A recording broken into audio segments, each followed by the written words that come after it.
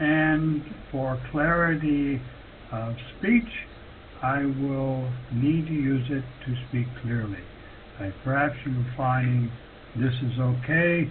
As I said, it's sort of a test. Now, the first thing I'm going to start out is that I have found out that so many people here in Mexico, I don't know about the rest of the world, do not know phrasal verbs. And it's an essential part of American English. And perhaps the British. I don't know if the British use as many phrasal verbs, but I believe they probably do too.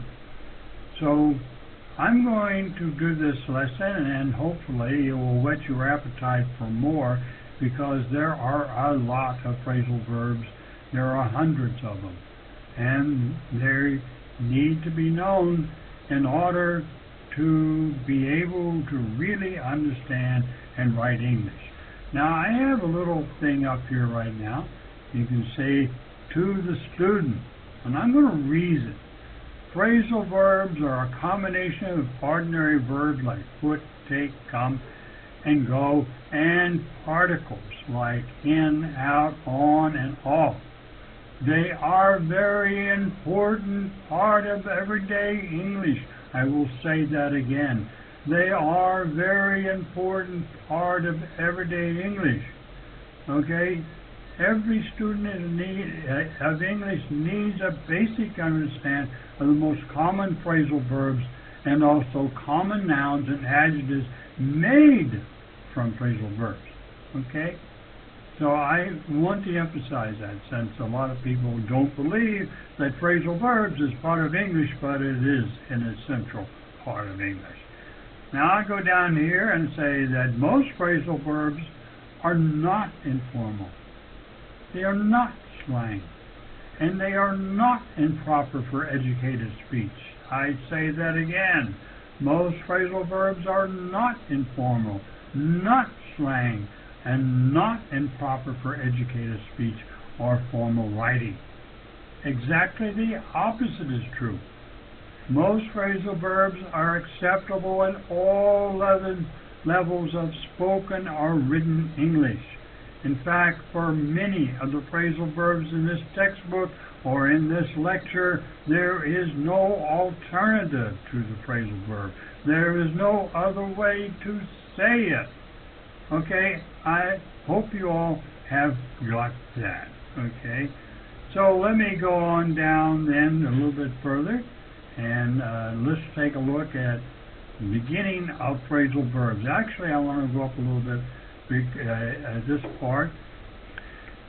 Here we're talking about phrasal verbs. There's separable and non-separable phrasal verbs. Okay? Unfortunately, there's no rule that will help you look at phrasal verb and always know whether it's separable or non-separable, which is a lot of part of English. There's not any hard and fast rules for spelling, no hard and fast rules for pronunciation, and so forth. Okay, so let's take a look and see what these are. We have the separable phrasal verbs. Okay, and that means verbs that can be separated by their object. Okay, and as any verb, a verb has an object, something it affects. Okay, when the object is a noun, it usually entirely optional whether the object is placed between the verb and the particle or placed after the particle. Both sentences here are correct. Now you say, I took my shoes off. Okay, we have inserted the object, the verb, between the parts of the phrasal verb. Down below here, you have, I took off my shoes. So here, the object is after the phrasal verb. Okay? Okay. So let's go down. However, when a pronoun is used instead of a noun, the pronoun must be placed between the verb and the particle. The example here, I took them off. Okay, we do not say, I took off them. That would be incorrect English. Okay, but in one type of sentence, separable phrasal verbs must be separated when the phrasal verb has two objects. For example, we have down here, she put a blanket on. Okay, then we have the example, she put on a blanket. Okay, she put on a blanket on the bed. Now you have two objects.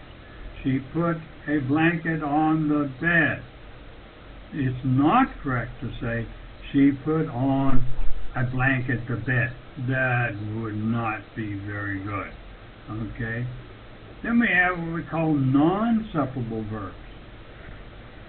Okay, non-separable phrasal verbs cannot be separated by their object. They have to be kept as one. We have an example, he ran into a tree. It would not sound good to say he ran a tree into. Okay, that is not good English, and that's not correct. Okay, I will continue on down here, and we will begin with a phrasal verb. For example, we have here, and I want to look at this here, we have it in the various tenses. So you need to learn those tenses because the verb essentially changes like any other verb in the tense that you use. Okay? Okay, come from. In this case, come from, okay, or comes from is the present tense. Then in the coming from, the ing form, and the past tense came from, and the past participle came from. Okay? Now, an explanation of what this is, you have a case of come from. It's a PV, phrasal verb. When you come from a place, you were born there or you lived there previously. When you come from a family or a social situation, your past experience helps to explain your present attitudes and behavior. And here we have a couple of little examples. Mike comes from Alaska, so he's used to cold weather. Okay, another one. Jane had a difficult childhood. She came from a broken family. Two examples of this. One is that of a location, and that is a social situation. Very good. I hope you have that. We will go on down to this next one, which is essentially what we are doing. Okay. I guess I have another example. Come from, when something comes from a source, that is where it originated. The word animal comes from an Arabic word. Okay? The mechanic heard a strange sound coming from the engine. Okay, so that is the explanation.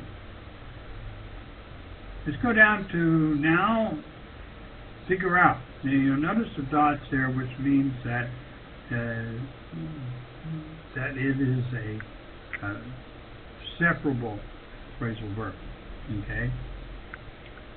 And remember up here, I'm not going to go all through those. You have the various tenses of that verb. So figure out.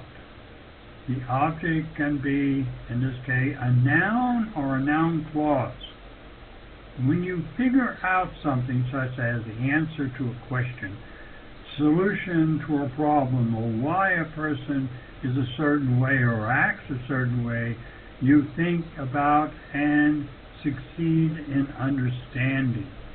Here we have an example. Joe, so hostile all the time, I can't figure him out. Okay, I looked everywhere for my keys, but I couldn't figure out where I put them. Both incidents, you're trying to find a solution to something. In Joe's case, you're trying to understand his attitude. In the other, you're trying to locate your keys. So you're looking for it and you're searching for it, so you are figuring out where I put them. Okay. The next phrasal verb here we have is give back. Give back. Okay, another separable phrasal verb. When you return something to someone, you give it back.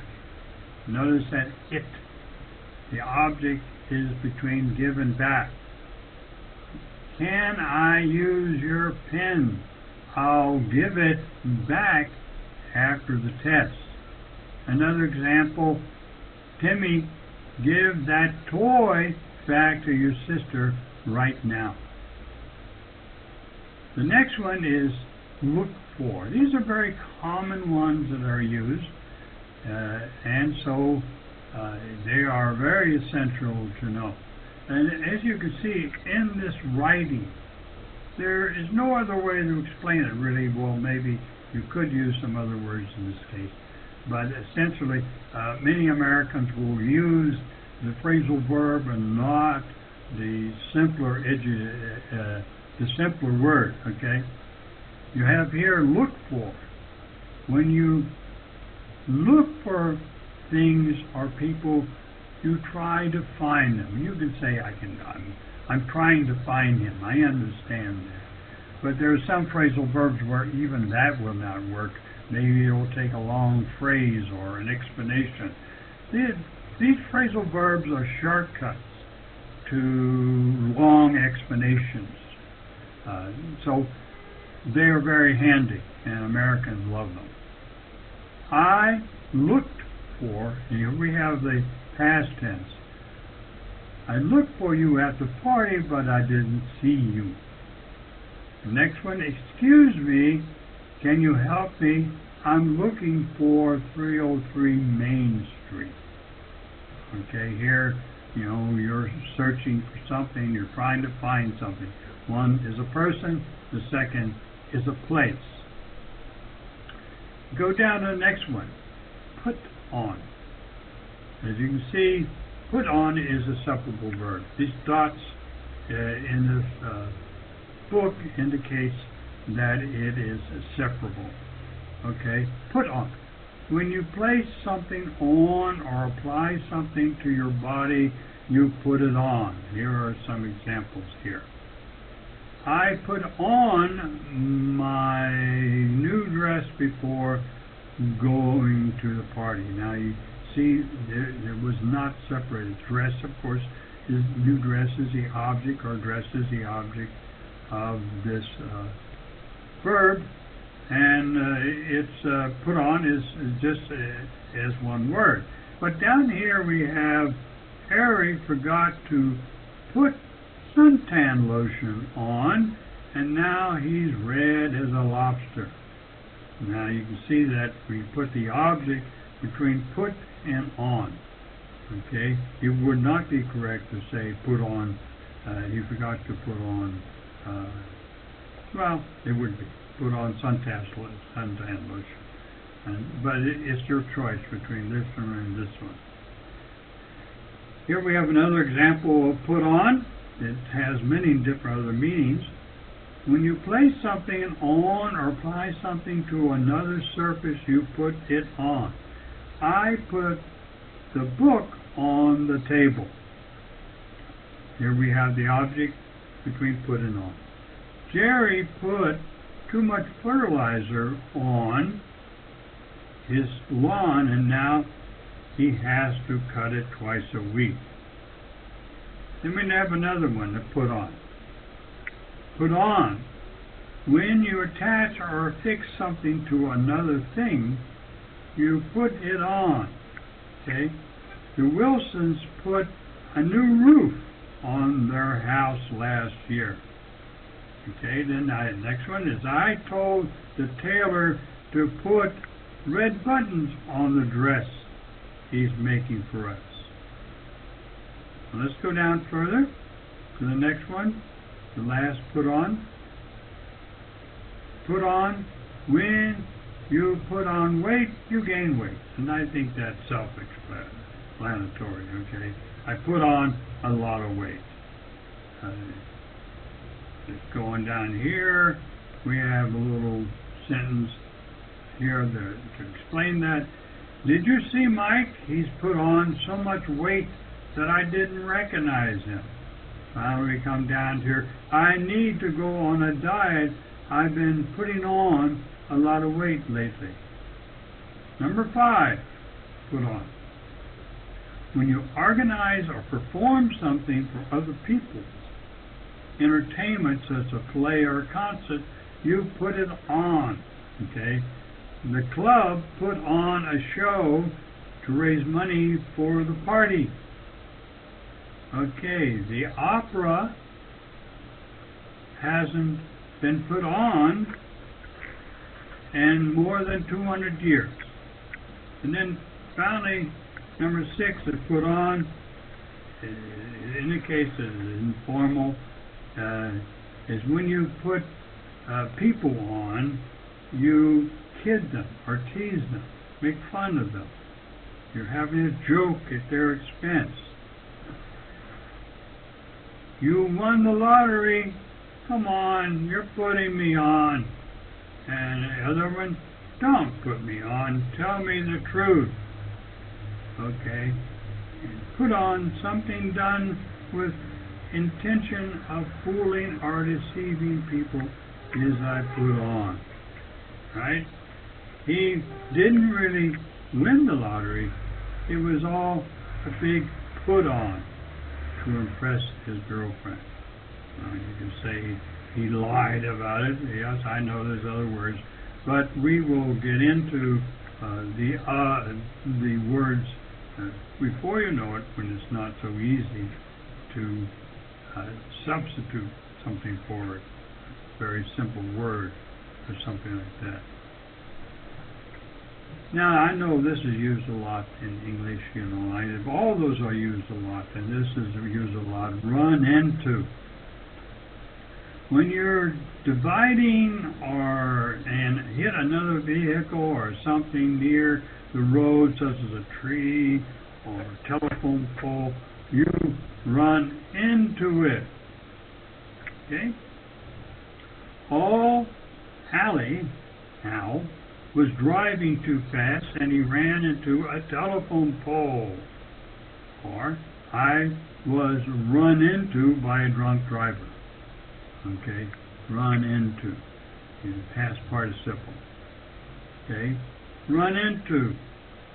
When you meet people unexpectedly or unintentionally, you run into them. Bump into is the same as run into. So I see they introduced bump into, ran into. We ran into Karen and her new boyfriend at the supermarket yesterday. Fine. I owe Frank $300, so I hope I don't run into him. Number 3, run into. When you are expectedly encounter difficulties or problems, you run into them. Okay, I thought it would be easy to fix my car, but I've been running into problems. Okay, there we have the ing form. Janice ran into one problem after another at work today. Okay, so let's go down to another form of run into. When the total of something grows to a large amount or number, it runs into that amount or number. So we say if you fixed everything on the old car that needs fixing, it would run into thousands of dollars. Run into thousands. I mean, you could say, well, it would cause the expense of thousands of dollars. But that's rather formal, and we're into informal speak. Most of American speech is informal.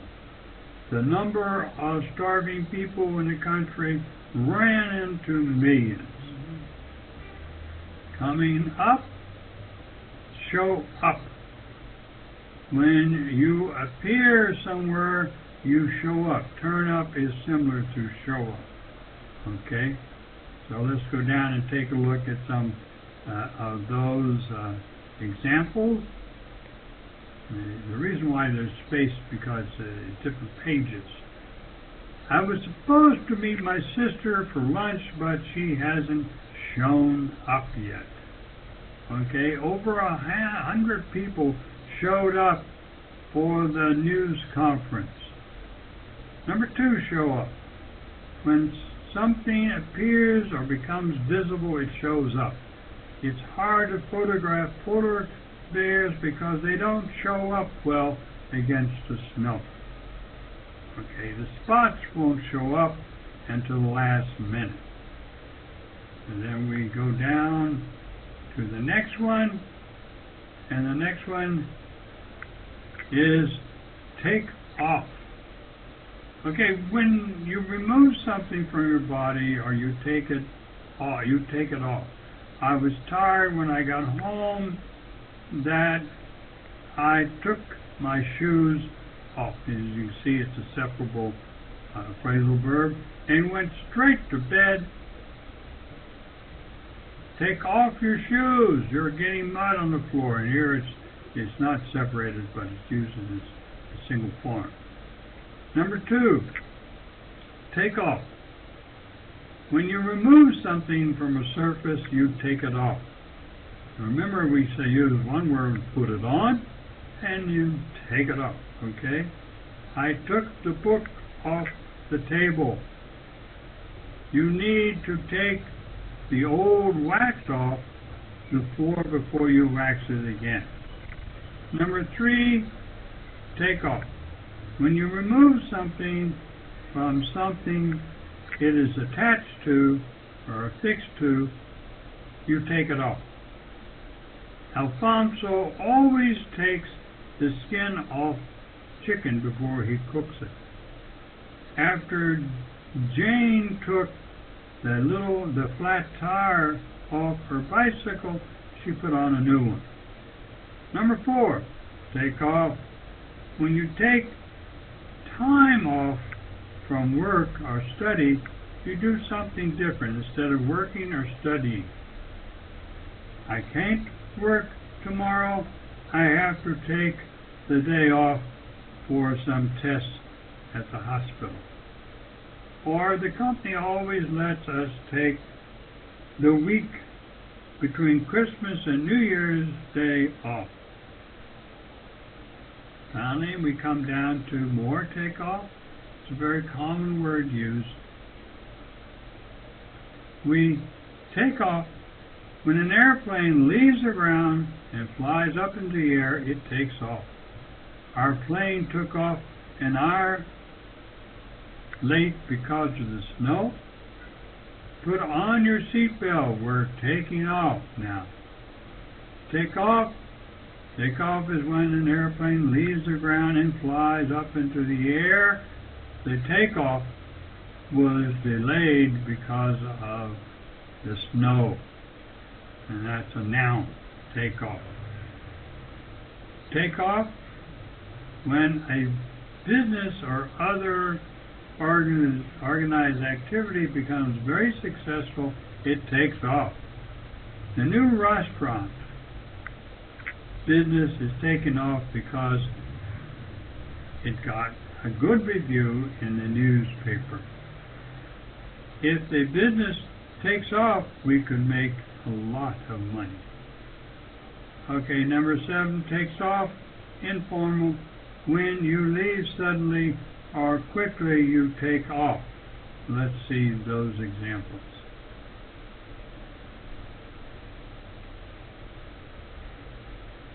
After he found out the FBI was looking for him, he took off in a hurry. He left in a hurry. Okay? This party's boring. Let's take off. Let's leave this place. Okay? Take off. when you reduce the price of something that is for sale by a certain amount, you take the amount off the price.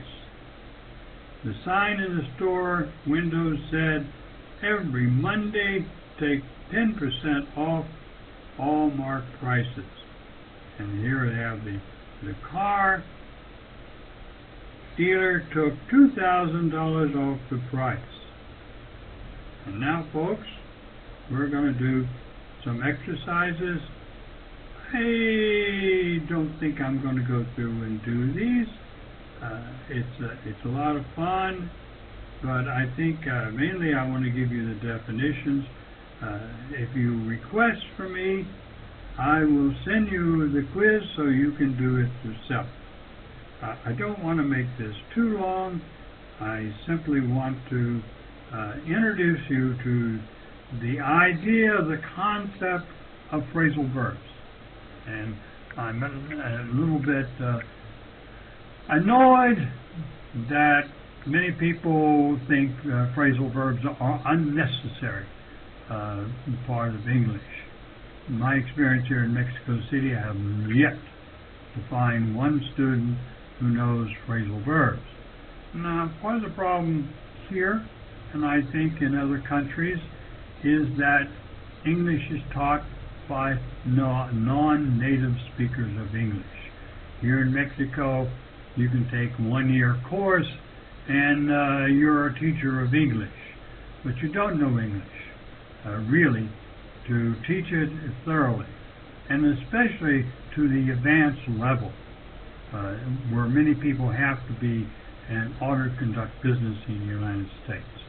Many of my students have to conduct business in the United States, so they need to know phrasal verbs in order to be able to understand what's being said.